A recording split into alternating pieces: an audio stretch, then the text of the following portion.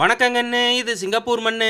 பள்ளிக்கூடம் படிக்கல கண்ணு. கரெக்டா மார்கழி மாசம் பார்த்து அரப்பரிச்ச லீவு வரும். மகளிர் மார்கழி பிடிக்கிறாங்களோ இல்லையோ, எங்க வீதியில பசங்க நாங்க ஒரு 10-15 உருப்படி இருப்போம். எங்களுக்கு மார்கழியும் ரொம்ப பிடிச்சிரு. மார்கழி மாசம் குளிர் அடிச்சா என்ன, அடிக்காட்டி என்ன, விடிய காத்தால் 4 மணிக்கு எந்திரிச்சு ஒண்ணுக்கு ரெண்டா தண்ணியை பார்த்துட்டு டவுசரை மாட்டி 4-5 மழைக்காயத்தை எடுத்து சோப்புல விட்டுட்டு 4:30 மணிலிருந்து 6:30 மணிக்குள்ள ஒரு 7-8 கோயில் போய் பொங்கல், சுண்டல், தயிர் சோறு, புளியோதரைன்னு எல்லா மழைக்காயத்திலையும் நப்பிட்டு வந்துருவோம். தெரியாம தான் கேக்குறேன். இதெல்லாம் ஒரு பொழப்பா? ஐயோ, அப்புறம் அரப்பரிச்ச லீவு பூரா கோயில் பொங்க சோறு புளிசோறுலயே போயிரு. அது இந்த புளிசோத்தை மட்டும் மதியானத்துக்கு எடுத்து வச்சுட்டு மத்த சோத்தை பூரா மரத்துக்கடியில் உட்காந்து முழுங்கிட்டு கிரிக்கெட் விளையாடுறக்கு ஆரம்பிச்சோம்னா மணி 2 ஆயிரு. நல்லா விளையாடி முடிச்சு பசி மயக்கத்துல போய் அந்த கோயில் புளியோதர கவரை திறந்தா ஆத்தாடி ஆத்தா அப்படி மணக்கு. அதெல்லாம் ஒரு காலம். இனி எங்க போய் மார்கழி குடிக்கிறது? அதுதான் வருஷ கணக்கா நம்மளுக்கு மாகாளி பிடிச்சிருக்குது. பிடிச்சிருக்கா?